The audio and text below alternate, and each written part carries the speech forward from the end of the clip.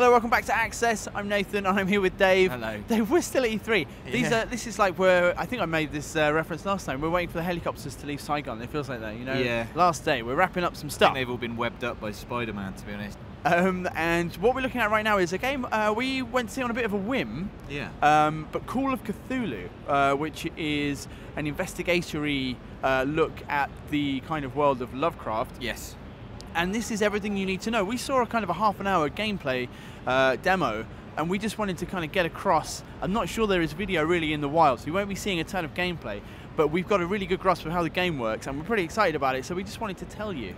Yeah, it was another of those great things that happens at E3 sometimes, where you go and see a game, you don't really know anything about it, and you come away thinking, oh man, I'm pretty up for that. There's going to be a Sunday in my future when Hell yes. when I sit down and play that game. So the first thing to know is, it's based on, I did not know this, it's based on pen and paper Dungeons and Dragons campaign from the 1980s, and that's like where the license has come from, and that is going to be reflected quite heavily in the gameplay and how the game is designed as well. It's about kind of exploration, and we'll get onto that in a second.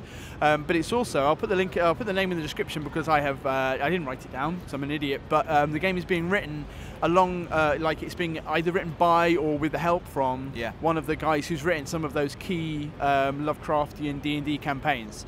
So you know they've got the right people on board as well. Yeah, and I liked. There were just some things in the gameplay that I liked straight out of D&D. Like for instance, we saw someone looking for clues, or you looking for clues with a portrait. Right. And he did a psychology check. Yeah, I was going to mention that in a bit. Yeah. Right, sorry, okay. No, and he just couldn't. It was good. Yeah. It was like he rolled and failed. Yeah, exactly. I just thought it was really cool. So you look at the painting.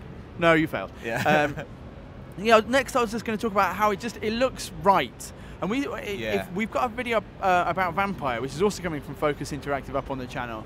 And we spoke about how they have just this slate of games which is really kind of gloomy and gothic.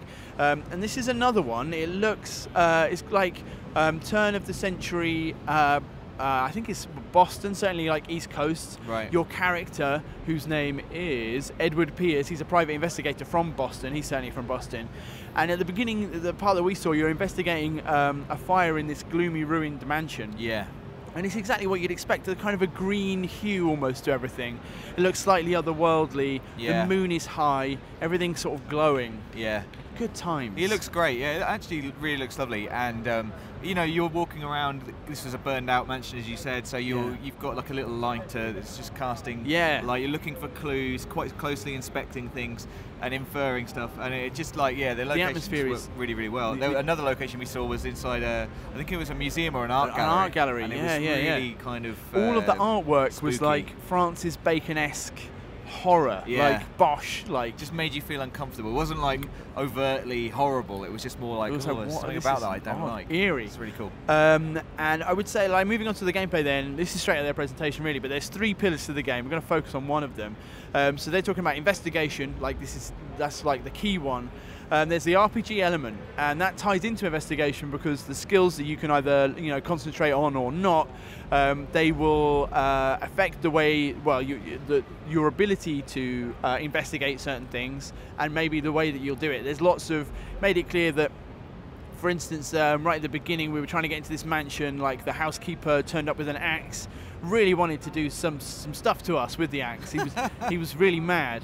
And you can talk him down, but if you fail and he basically chases you off, you then find another way in. Right. So there's always these secondary, but I think we had the necessary persuasion skills to get that guy on side, and we kind of chose the right options. And again, that's straight out of D&D, isn't it? Like you could have a route cut off to you by, like you said, like this guy, he's not going to tell you anything. But it's not going to be, that's the end of the game. Game over. It's like then other things are going to open up. I think that's really cool. Like it's not just you have to find the right combination of things. It's more like if you don't have the right combination for that, there's going to be something else to open up for you. There is another way, yeah. And so, I mean, what I really like, and the third thing is just the dark universe, the kind of, the idea that mankind is, mankind's nice civil life is set on this, at the edge of this bleak, infinite universe of terrors that we can't possibly understand.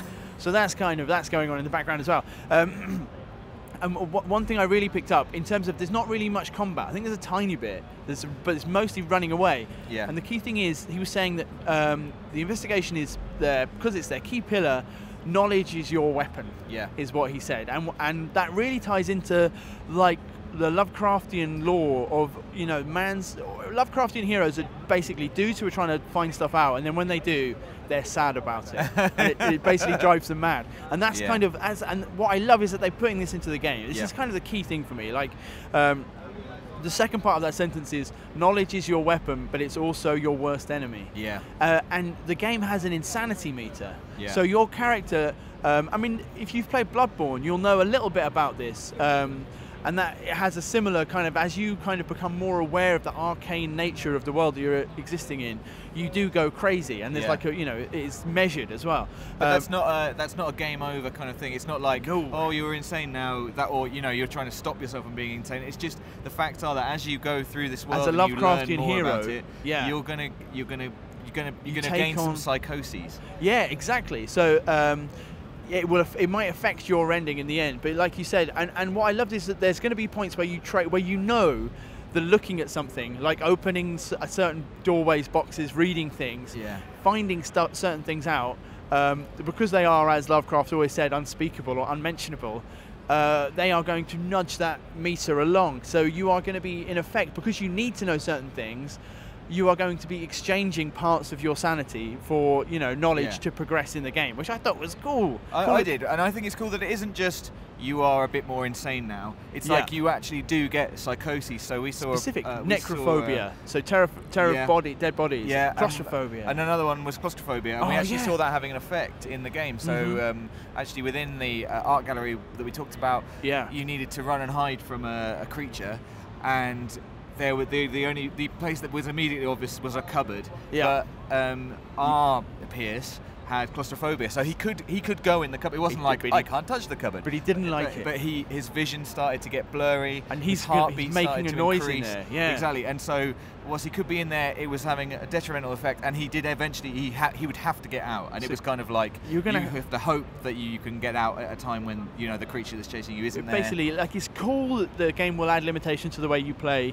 And it's just a way that you kind of survive it and roll with it. But you might play it and not get claustrophobia because you know have learned different things, and so you could just happily hide in the cupboard. I think that's really cool. It's a smart adaptation of the Lovecraftian premise of this whole insanity business. Definitely.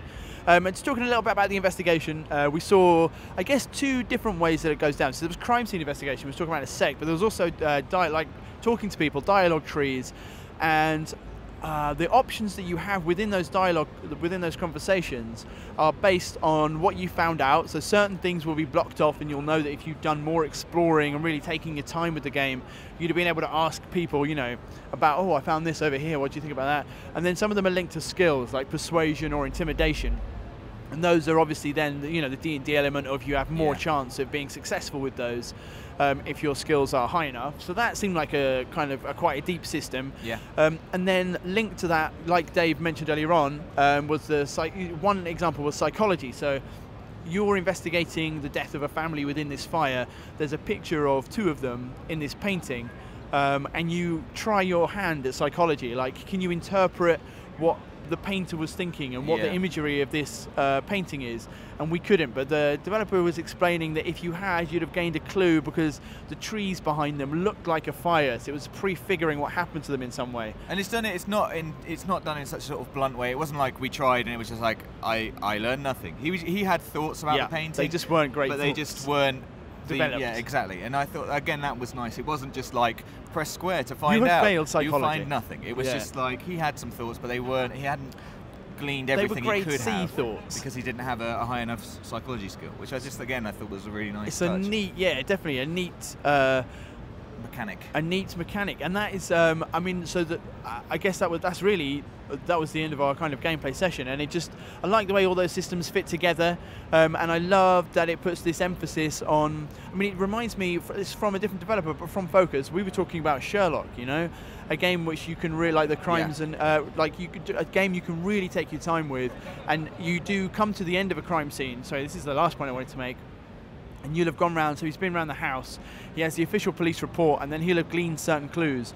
And you kind of select the clues, the ones that differ from what's in the official report. Yeah, he was trying to sort of disprove he wanted to prove that the police had not investigated the crime properly. So he was looking for clues that disproved their sort of like hypothesis. They weren't consistent with it, and then you pressed, deduct. It was deducing. Yeah, it was like finding. I really like that system. I think that's great because it gets you to think. It's like it's not just like I've ticked all the boxes. Now tell me why I'm right. It's like a little logic puzzle. You were having to think. Wait a minute, that doesn't add up. Like it's really making you the detective, which I really like. And it totally depends on the success of it, on how easy it is. Totally depends on how much ground you've covered and how much you've discovered in there. So so Call of Cthulhu, everything you need to know, is an investigatory game about going insane in a really atmospheric setting, which I think is going to do some serious justice to the Lovecraft lore. So I think so, yeah. I'm pretty excited about it. It looks super interesting, yeah. It'll be good to catch up with it when there's kind of more gameplay on the go. So stay with us. Let us know in the comments what you thought about what you've seen of Call of Cthulhu. Do you like this video? If you enjoyed it, stay with us. We've still got loads coming up from E3.